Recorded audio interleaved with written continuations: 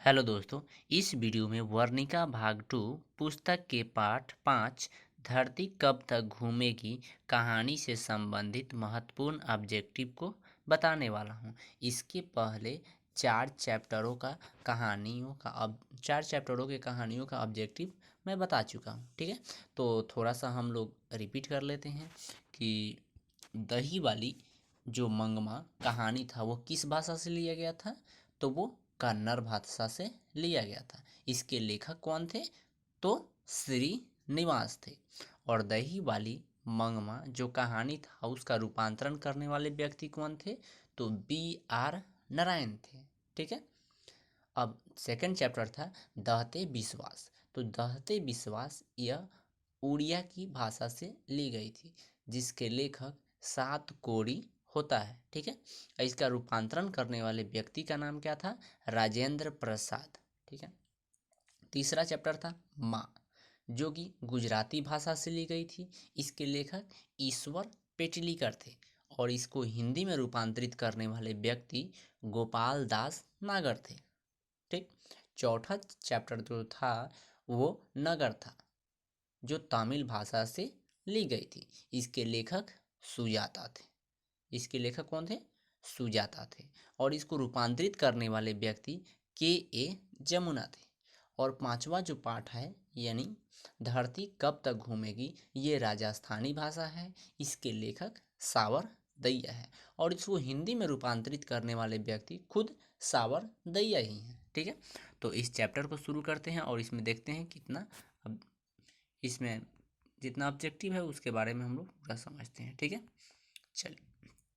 तो एक number question है कि धरती कब तक घूमेगी शीर्षक कहानी का कहानीकार कौन है? Option A Srinivas, B Sujata, C Savardaiya और डी सात कोड़ी होता है। तो इसका सही आंसर हो जाएगा ऑप्शन सी सावरदैया। ठीक है, अब सेकंड नंबर क्वेश्चन देखते हैं। सेकंड नंबर हमारा क्वेश्चन है कि धरती कब तक घूमेगी की अनुवादक कौन है? इसको हिंदी में रूपांतरण किसने किया था? B.R. नारायण। तो देखिए, B.R. नारायण जो थे वो दही वाली मंगमा का किए थे। ठीक है, उसके बाद बोला जा रहा है K.A. जमुना। तो K.A. जमुना तो ये नगर कहानी के संपादक थे। क्या चीज? नगर कहानी। ठीक है, अब अगला है गोपाल दास। तो जो गोपाल दास है ये माँ कहानी के संपादक है। तो इसका सही आंसर हो जाएगा ऑप्शन डी। चलिए, तीन नंबर क्वेश्चन देखते हैं। तीन नंबर हमारा क्वेश्चन है कि धरती कब तक घूमेगी कहानी किस लेखक के द्वारा अनुदित है? गोपाल दास नागर, सावरदैया, K.A. जमुना या राजेंद्र प्रसाद मिश्रा। ठीक है, तो इसका सही आंसर हो जाएगा ऑप्शन बी सावरदैया। धरती कब तक घूमेगी कहाँ की कहानी है? बिहार की, गुजरात की, राजस्थान की या फिर उड़िया की? तो जो धरती कब तक घूमेगी कहानी है वो राजस्थान की है। ऑप्शन सी सही हो जाएगा। पाँच नंबर क्वेश्चन है कि धरती कब तक घूमेगी कहानी में किसकी प्रधानता की गई है? नारी की, पुरुष की, बच्चों की या कोई नहीं? तो इसका सही आंसर हो जाएगा ऑप्शन ए नारी की। छः नंबर क्वेश्चन है कि धरती कब तक घूमेगी किस भाषा की कहानी है? उड़िया, राजस्थानी, कन्नड़ या तमिल? तो इसका सही आंसर हो जाएगा option B Rajasthani. Seven number हमारा क्वेश्चन है कि धरती कब तक घूमेगी संकलित है, यानी किस जगह से संकलित है, कैसा है? तो ऑप्शन ए समकालीन भारतीय साहित्य से, आधुनिक तमिल कहानी से, माँ से या इनमें से कोई नहीं? तो इसका सही आंसर हो जाएगा ऑप्शन ए समकालीन भारतीय साहित्य से। आठ नंबर हमारा क्वेश्चन है कि सीता को कितने पुत्र थे? दो, तीन, चार या फिर पांच पुत्र थे? तो इसका सही आंसर हो जाएगा ऑप्शन बी 3 पुत्र थे। पहला कैलाश, दूसरा नारायण और तीसरा जो था वो खैर ध्यान नहीं आ रहा है। तीसरा हम आगे आपको बता देंगे। तीसरा का नाम था, हाँ तीसरा का नाम था बिज्जू। ठीक है, चलिए अगला हमारा क्वेश्चन क्या है। तो इसका सही आंसर कितना हो जाएगा? सीता को कितने लड़के थे? 3 लड़के थे। ठीक है, चलिए सीता के बड़े लड़के का क्या नाम था? शालिग्राम, कैलाश, या सर्वे या शंकर। तो सीता का जो बड़ा लड़का था उसका नाम था कैलाश। ऑप्शन ए बी, सही हो जाएगा आंसर। चलिए 10 नंबर हमारा क्वेश्चन है, कैलाश की जो पत्नी थी उसका नाम क्या था? ठीक है, option A Radha, B Lakshmi, C Savita, D Kavita. तो इसका सही आंसर हो जाएगा ऑप्शन ए राधा था। 11 नंबर क्वेश्चन है कि नारायण की पत्नी का नाम क्या था? राधा, लक्ष्मी, भौरी या पुष्पा। तो इसका सही आंसर हो जाएगा ऑप्शन सी भौरी था।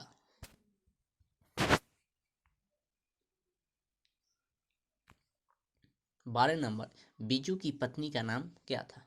राधा, भौरी, पुष्पा या फिर लक्ष्मी। तो इसका सही आंसर हो जाएगा ऑप्शन सी पुष्पा था। ठीक है, क्योंकि राधा जो थी वो कैलाश की पत्नी और भौरी जो थी वो नारायण की, और जो ये हो गई यानी पुष्पा ये हो गई बीजू की। ठीक है, तो इसका सही आंसर हो जाएगा option C Biju. 13 number question है कि सीता कितने कितने दिन एक लड़के के पास रहती थी? 1 महीना, 2 महीना, 3 महीना, 4 महीना। तो इसका सही आंसर हो जाएगा ऑप्शन ए 1 महीने। यह किसका निर्णय था? उन सब भी में एक बड़ा लड़का था जिसका नाम कैलाश था। चलिए 14 नंबर है, किसके भीतर आंसुओं का समुद्र भर गया था? सीता के पास, कैलाश के पास, राधा के या विष्णु के। तो इसका सही आंसर हो जाएगा option A Sita. 15 number question है, कैलाश ने अपने माँ सीता को कितने रुपए प्रति माह देने की बात कही थी? 50 रुपये, 100 रुपये, 60 रुपये या 80 रुपये। तो इसका सही आंसर हो जाएगा ऑप्शन ए 50 रुपये। यानी कैलाश ने बोला था कि सब तीनों के तीनों भाई 50-50 रुपया देंगे अपनी माँ को। ठीक है, अगला, अर्ध विक्षिप्त की अवस्था किसकी थी? नारायण की, कैलाश की, सीता की या इनमें से किसी की भी नहीं। तो इसका सही आंसर हो जाएगा ऑप्शन सी सीता की। 17 नंबर क्वेश्चन है कि सीता घर छोड़कर क्यों चली गई? भोजन नहीं मिलने के कारण, या 50-50 रुपए देने की बात सुनकर, या घर अच्छा नहीं होने के कारण, या इनमें से कोई नहीं।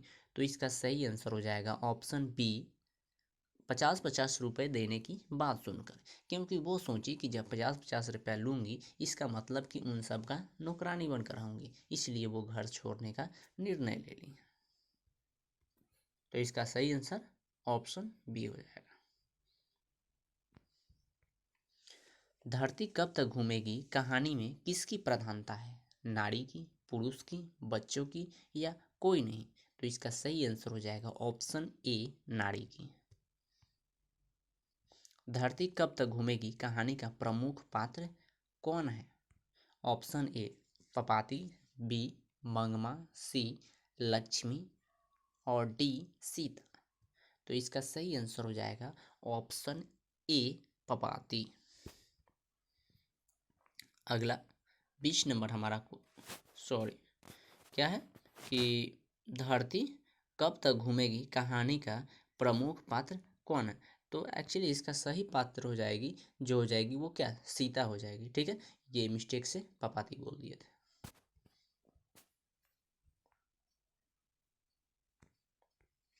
चलिए, सीता को अपने ही घर ही में कैसा महसूस हो रहा था? घुटन, आनंद, सुख या सुखद? तो इसका सही आंसर हो जाएगा ऑप्शन ए, घुटन महसूस कर रही थी, क्योंकि उसके लिए सब चीज क्या हो गया था? सीमित हो चुका था। सीता सीता अपने को मानती थी क्या? भिखारिन, बेकार, समझदार या दुखी?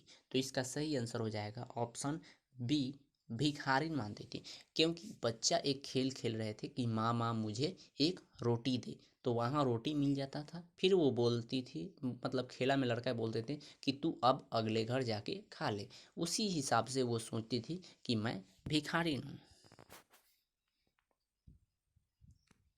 22 नंबर क्वेश्चन है कि तीन बेटे, दो वक्त की रोटी, एक माँ, किस कहानी की पंक्ति है? ठीक है, ऑप्शन ए माँ, बी नगर, सी दहते विश्वास और डी धरती कब तक घूमेगी? तो इसका सही आंसर हो जाएगा ऑप्शन डी, धरती कब तक घूमेगी। 23 नंबर क्वेश्चन है, होली किस महीने में होती थी? चैत में, फाल्गुन में, पौष में या वैशाख में? तो इसका सही आंसर हो जाएगा ऑप्शन बी, फाल्गुन माह में। 24 नंबर क्वेश्चन है कि सीता के सबसे छोटे लड़के का नाम क्या था? बिंजू, कैलाश, नारायण या हरि? तो देखिए, जो सबसे जो छोटा लड़का था उसका नाम बीजू था, बड़ा था उसका कैलाश, जो मझला था उसका नाम नारायण था। नारायण की पत्नी अपने लड़के के जन्मदिन पर सीता को क्या भेजी थी? Rasmalai, option A rasmalai, B पुआ, सी हलवा और डी बचका? तो इसका सही आंसर हो जाएगा ऑप्शन ए, रसमलाई भेजी थी। ठीक है, जिस समय की बाताबाती हो गई थी उस समय। अगला जो क्वेश्चन है, राधा ने सीता के लिए क्या बनाया था? पुआ, दाल का हलवा, पूरी या मिठाई? तो इसका सही आंसर हो जाएगा ऑप्शन बी, दाल का हलवा। राधा ने उस दिन दाल का हलवा बनाया था रात को, और बोले कि अगले दिन आपको दूसरे मतलब कि अपनी मतलब दूसरे बेटे के यहाँ खाना है अगले दिन से। 27 नंबर है, बच्चों को लेकर किसके किसके बीच झगड़ा हुआ था? राधा और सीता के बीच, अगला भौरी और पुष्पा के बीच, सी राधा और भौरी के बीच और डी राधा और पुष्पा के बीच? तो इसका सही आंसर हो जाएगा ऑप्शन सी, राधा और भौरी के बीच हुआ था। ठीक है, 28 नंबर क्वेश्चन है, कैलाश ने अपने भाइयों को कब बुलाया था? सुबह में, शाम में, सुबह में, शाम में या रात में या फिर दोपहर में? तो इसका सही आंसर हो जाएगा ऑप्शन ए, सुबह में, यानी चाय पीते वक्त बुलाए थे और बोले थे कि अपनी माँ का भार ये हमेशा नहीं ढो सकते। ठीक है, तो इस प्रकार से इस चैप्टर का पूरा क्वेश्चन कंप्लीट हुआ। मैंने इस वीडियो में इस चैप्टर का तो कंप्लीट कर लिया, और इसके पहले वाले अगर वीडियो नहीं देखे होंगे तो डिस्क्रिप्शन में लिंक मिल जाएगा, वहाँ से जाकर इस वीडियो को या इसमें जितने भी वीडियो बनाए थे पाँचों के पाँचों आप देख सकते हैं। ठीक है, मिलते हैं अगले वीडियो में, तब तक के लिए थैंक यू।